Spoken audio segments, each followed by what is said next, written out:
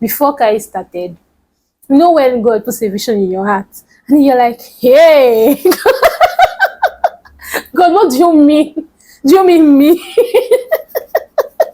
So I remember that I had done more audacious things in the past, but at this point I was scared. I was like, God, am I really up to the task? Like, I was used to working with just young people, maybe teenagers Yeah. and all.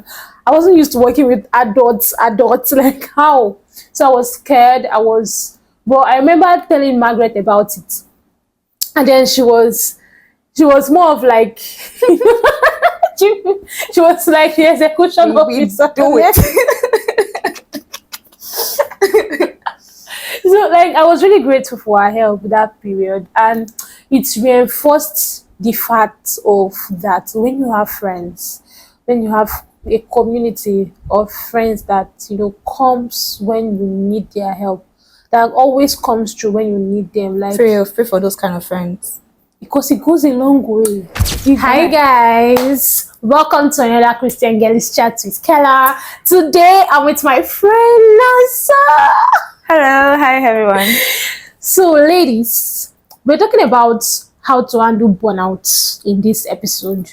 We know that, in fact, I know personally how burnout can be. Burnout can. Man, it's a beautiful topic. We need to have this conversation. So that's why I brought Nasa. Because me, I know I'm still trying to see how I can figure out. And have you? Let me serious. So, okay, let's have honestly, this conversation. what we just want to do here, we're not giving solution per se, but we just want to have an honest conversation on how we've been trying Sure. to handle burnout. So are you ready, Naza? Yep. Okay. Yep. Let's go into it. So how would you say you have been handling burnout? Handling burnout. Well, to handle burnout, I think you need to even recognize that this is burnout. Yeah. So sometimes some people might just be going through sickness, fatigue, some time out, but well, burnout can have like the same symptoms with all the things that I've listed. However, some symptoms might be you're just zoned out. You cannot concentrate on a particular thing.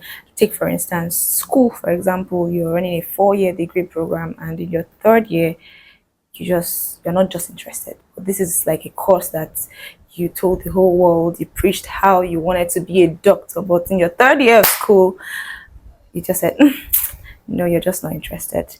That can be like a pointer to being aware that you're having burnout and perhaps you need like some time off. So handling burnout, personally I have experienced burnout on a lot of occasions. And handling burnout, well, you just have to be aware that you need some time off, especially for overachievers like me.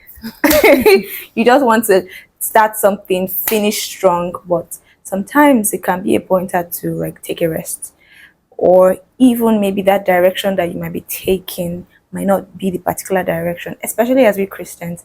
Maybe we're going towards a direction that, it's not in the will of God, and God is just like shining a spotlight on one particular thing, one particular way that you're taking, and you just need to pause at that point. So just handle burnouts, like you just first need to pause and be aware that this is a burnout. Yeah, I think I actually agree with you. There are sometimes that we are going through burnout, but we don't even know. Like we're just on a full 100% speed, and even if our body, our minds, our spirit is begging us to just take a pause and rest, we just keep on going. And at a point, it's not just like physical burnout now. Sometimes we even have spiritual burnout. Like you just know that, I need some time with God. I've not been able to have time. And as Christian girls, as Christian ladies, there are times whereby we know that there's been some gap spiritually and that we need to take a pause and actually spend time with God. But because we are on overspeed, we don't even realize it until like it's too late. So now I think what I want us to talk about now is how we are able to how we're able to handle faith, our faith as Christian women, and then um In our relations to yes, achieving a particular goal when we yes, experience burnout. yes, Example, like for me, I said I'm an overachiever. Let's take for instance, God gives you something to steward, and maybe, oh, you need to launch a business, you need to finish a course, like I said in my example. And sometimes, like I said, again, it might be a pointer to something that you might not be doing right, because at the end of the day, we all have to be at the center of the will of God. yeah, Do you understand? And sometimes God might say you should start that business, doesn't mean that you should start that business now. He wants true, to, build you, build yeah, some aspect of you, and then because you just want to do it right now, you just want to like take full speed and achieve. But at the end of yeah, the day, you might experience burnout if you are not seeing that particular result or that particular vision that God has given you. And so for some people, it might just be like, oh, this thing that God has showed me, maybe it's not going to happen. Maybe I'm not the right person for it. And some people just tend to lose their grasp on that particular thing that God has told them that, mm, oh, I need to, you are going to be this at a particular time. Some people they just take, like, God will just tell you, you're going to be this at a particular time. Take for instance Moses. And some people will not sit down and just ask God, okay, when should I go to Pharaoh? At what time? When should I yeah. bring that my stick out? When should I do this particular miracle? Some people just, oh, I'm the one that's going to release the children of Israel out of Egypt, and you're running More in speed. ambitious than God, So right? ambitious. You're not sitting down with him.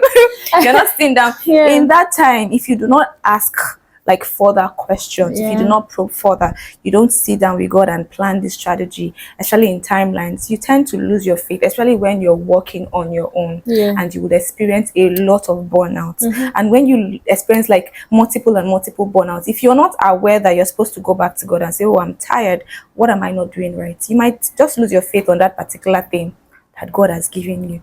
So when you experience burnout, and you start losing faith on that particular, especially when it's something that God has given you, you just have to just be aware that you need to go back to God and say, oh, this thing that you have given me, it's something that you told me I was going to do, but it's not going right the way that you said it was going to Mm-hmm. go. Like, what should I do? Because at that point, a lot of us can lose our faith. A lot of us can just drop it and just throw in the towel and just up and leave.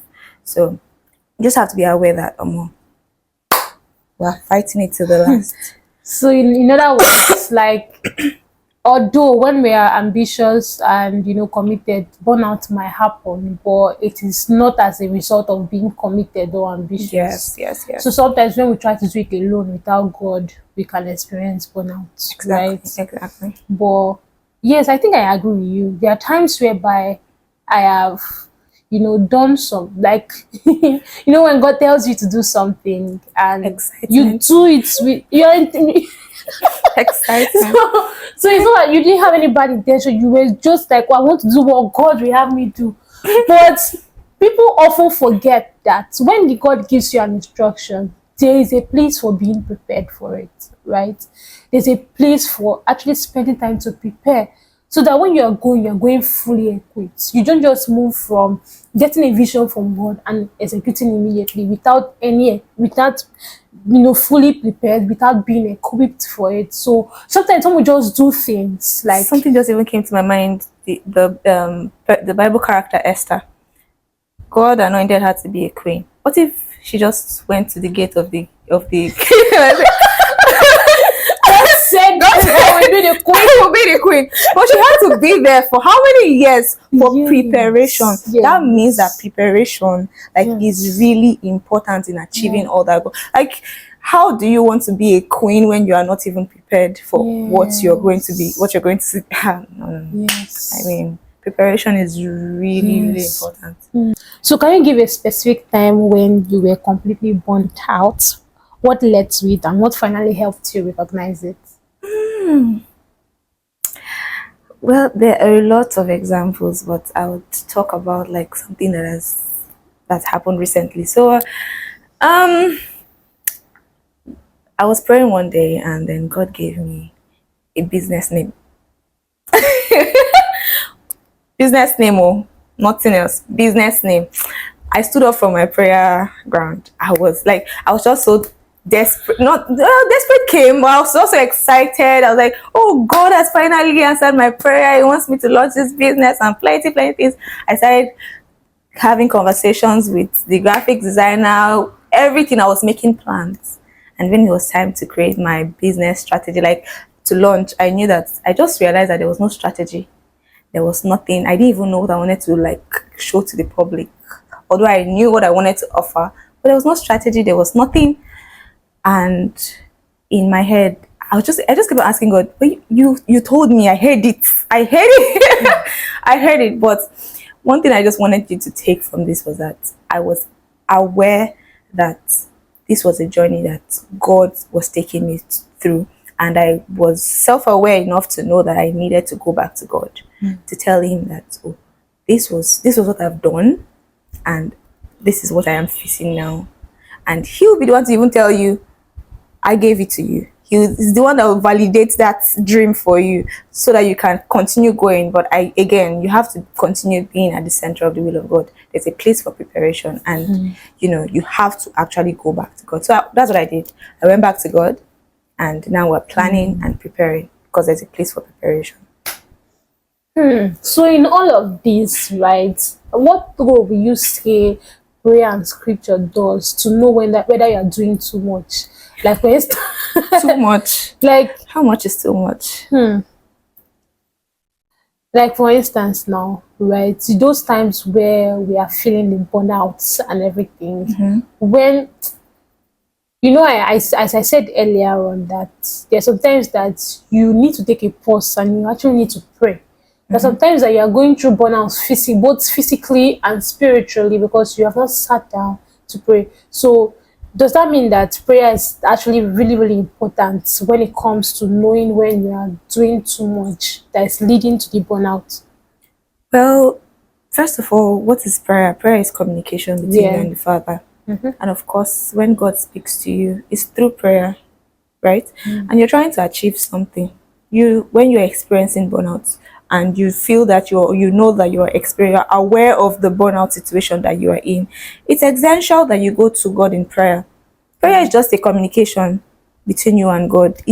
Prayer is very essential. There's no two way about it. You are going to go and kabash. Nothing. It's just to have a conversation with your Father, to tell him, like I said, I was there to tell him this is what I have done. And the word of God is for correction, right?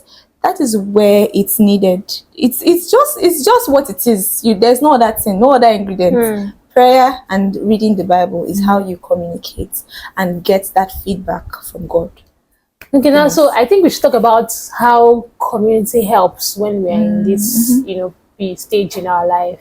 So how has, sisterhood helped with, bouncing back when you get to that period in your life? Oh, I love this question so much. First of all, you need to even find the right community. Right, and when you find the right persons, in fact, I am a very strong believer that when you need an intervention, sort of when you pray about it, God just sends you the right people. Do you understand? Well, how I met Kella was through church. For example, you need to be in the right community, especially when you want to steward that thing that God has given to you in your palms.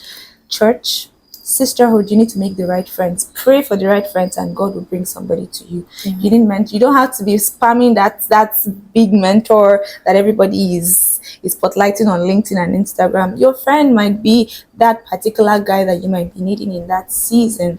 Do you understand? So pray for the right friendship, pray for community, and community really helps, because God blesses people through people. So if you need people, God will send you people, but just tell God what you want. Yes, I actually agree with you. Somebody like me, I strive a lot with community, right? So I find myself in a lot of groups of girls, because there's this thing about strengthening each other. The need for a community that strengthens you, that prays with you, let me tell you, accountability partners, community really, really helps. Success in everything that God has given to you it cannot thrive in isolation. Yes. Yes. This is why you need a community. So pray for a community and God will bring a community to you. The right people will definitely come to you. But as she said, you don't have to wait for that mentor. Some people, you have destiny friends around you that if you actually open up to them, they can help you grow. But you'll be waiting for that popular mentor before. Why you used to say that you have Kineko in front of you, but you'll be looking far ahead. Exactly. When you just have it just in front of you. And so again, a glimpse of preparation. You don't know that you need to even prepare yourself, because when you get a mentor, there are qualities that you even need to even keep that mentor. Do you have those qualities? That's what you need us. So now I think now we should talk about God's grace in our overwhelm. When we're overwhelmed. And the thing is, I think I need to even spot out something. Maybe I've been talking about self-awareness a lot, and it is seeming as though I'm so perfect, I'm always aware. It's not true. It's a lie. I think I'll share my story. There are some times a lot of times that I have had to be at the edge for me to actually realize that you're not going the right way and you need to come back. And at the end of the day, we are in dispensation of God's love. When you're going AWire, you're going AWOL, whatever it is you're going, that is not against the will of God. Sometimes you might even be, I know me, I've consciously, told God, take the back seat, I'm taking the steering wheel. And God will definitely allow you. That's His grace working. That's what salvation has earned us. Do you get? But I'm not saying that you should try that. It's a very bad decision, but God's grace is always available, even when we see that we are all at the edge. We have gone farther, but God's grace, Father, is actually always there. And it's always there to actually bring us back. Remember, we are actually supposed to be at the center of God's will, wherever, however. Yeah, so talking about God's grace, being with us when we face overwhelm, how has someone impacted you when you needed? Okay, I want to talk about how God has impacted you, but I think I'm going to start with community first. How has someone impacted you when you were in overwhelm? Impacted and supported you now, I mean. This is trying to take me back to how I started giving myself to community. I used to see myself as a people manager rather than a people's person, if that makes sense. I really wasn't good with being friends, keeping a friendship, and that person that I described earlier, person that is always looking at a mentor, I used to be that person. I used to be that person, and I would just be there at my lowest and looking at the high horses and thinking that their life is always perfect and I needed to be perfect. I would try to, do the things, on social media, the things that are on social media, they don't show you whatever that has been done, whatever fasting. But then again, I found the right community. I prayed, my church, and then my friends. Example, Kella. Like they just give you that ground where you can speak, and their life is already a testimony. I was in the brainstorming session of Kale. I was with her through the obedience to saying, I want to start Kale, through all the plans, the strategy till Kale was launched, and I could see that this is something that could be done. And it impacted me in saying, obedience is something that you just have to say yes, Lord, and actually God will actually take you by Himself. So friends have really, especially Kella, for example, has really impacted me in terms of how Cahill started, for example. Don't allow your head to blow.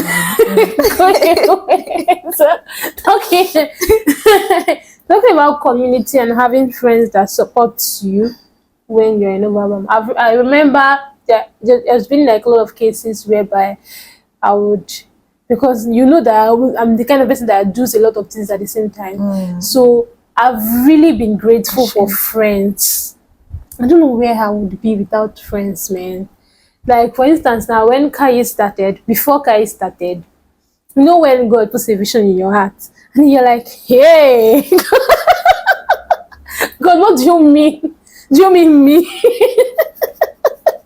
So I remember that I had done more audacious things in the past, but at this point I was scared. I was like, God, am I really up to the task? Like I was used to working with just young people, maybe teenagers Yeah. and all. I wasn't used to working with adults, like how? So I was scared. But I remember telling Margaret about it. And then she was more of like she, she was like the execution We officer. do it. So like I was really grateful for her help that period, and it reinforced the fact of that when you have friends, when you have a community of friends that comes when you need their help, that always comes through when you need them, like Pray for those kind of friends. because it goes a long way. It goes a long way. I've had moments of overwhelm whereby I just go to a group chat of any of my friends group, and I'm like, this is what I'm going through right now, please, I need you guys to go with me. And that same night everybody will hop on a call and prayer will happen. Like imagine if you don't have that kind of people in your corner. Like Again, you can't thrive in isolation. you can't thrive in isolation. You can't. You cannot thrive in isolation. Okay, so what advice will you give to someone who is going through overwhelm and is looking for a way out? Right? What will you tell that person if that person is listening to us and watching us right now? There's a story that's coming to mind. Is the story of the prodigal son, and of course, it's just going to be centering around what I've been preaching from the beginning. The prodigal son, upped and just took his share of his father's properties and then left. And then at some point, he went AWOL and squandered his own share of his father's properties. But something that was significant he did, he actually was aware that he could go back to his father. So at any point in life, whether you've gotten to the edge, you've gotten to whatever it is, the end of it, God is a father. Yeah. He's a father and a friend. And we are living in his dispensation of love, grace, and mercy.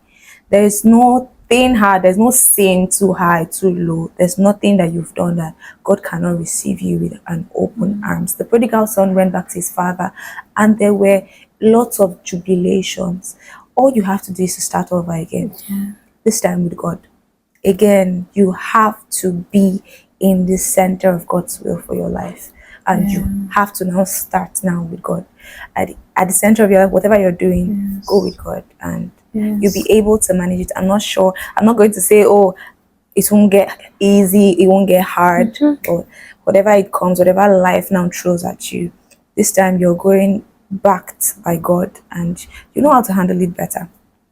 So Okay, so I just want to remind us too that God's strength is made perfect in our weakness. God's strength is made perfect in our weakness. In those times where you feel overwhelmed, when it feels like, oh God, I don't even know how to get back to you because I've been so overwhelmed with a lot of things, how to go about this, how to go about that. Just take some time to rest in God. How do you rest in God? Like there's sometimes whereby you have been so far away from God that you don't even know how to pray. You can listen to worship music. Like there's something Pastor Apostle Emmanuel even used to say, that create your environment of worship. Like start to build it up again. It could be just listening to worship music. Some people rest while a worship music is going on. It's kind of stirs your environment, stirs your spirit. And maybe if you've done that for like in 24 hours in a day, you realize that the next day it's not so hard talking to God. And note that prayer is not just about the kabashing and all. You can actually communicate with God. You can tell God, God, this is how I am right now. This is what I'm feeling. Like, I Help me. be vulnerable. I feel like that's what relationship is all about. You are being vulnerable with I God. think I do more of gisting. I do a lot of gisting. No, really, there are times where you're like, I said, the normal traditional prayer, I can't even do that right now. I just want to talk to But my just father. talk to me. And it works. It does It does work. It does right? work. It does work. So another thing you can do is take out time to look at your schedule. What can you say no to? You mustn't do everything. You mustn't do everything. Okay, so in a list of these things, what can I say no to that will enable me to rest? That will enable me time for God? What can I say no to? What can I tick out of the list? What can I put on the list that would help me better? To get sometimes prioritize your own rest, prioritize your own spiritual health. I right? love it. I love it so much. One thing, let me just pinpoint what she said. When you're experiencing burnout, it's a call to do an audit on your life. Do an audit on some particular things that has been going on in your life and know what to take out, what to continue, what to prioritize. And this time again, you're doing it with who? You're doing it with God. And God is ever loving, is ever ready, ever available. Is that friend that everybody needs. So prioritize God. Yeah, so there's something I wrote here. I feel like I want to read it. Okay. It said, burnout isn't about doing too much. Isn't just about doing too much. It's often about forgetting to rest in God's grace. Remember, rest is not a weakness. It is a gift from God that renews us for the journey ahead. Brings a Bible is a passage says, "Come unto me, all ye that are heavy laden, and I will give you rest." You know who said that? It's your God, it's your Father. So rest in Him. Okay. So I think what will leave you with at this moment in time is that take out time, like intentionally take out time in this week to rest. Right? Take out time in this week to rest. And if you need a community of people that, if you feel like you cannot do it alone and you need community of people, they're always there for you. But intentionally take out time to rest and also learn to delegate if it is a lot for you.